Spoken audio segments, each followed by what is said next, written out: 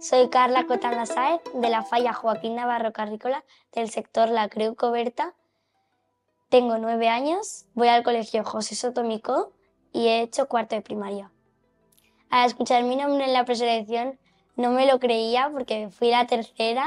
Yo pensaba que no iba a salir porque todas éramos igual de válidas, entonces pues yo iba con el no, y cuando lo escuché pues me emocioné mucho, y sobre todo cuando me abrazaron mis compañeras y pues que no me lo creía.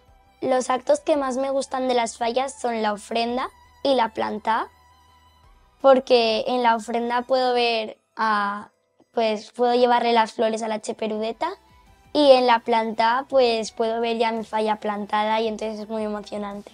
Las falleras mayores infantiles que más me gustan son Paula Nieto o Marina García, la de este año. Pues a mí me gustaría ser fallera mayor infantil porque pues es un sueño desde cuando era pequeña, y pues me gustan mucho las fallas y yo creo que podría representar bien a los niños y niñas de Valencia.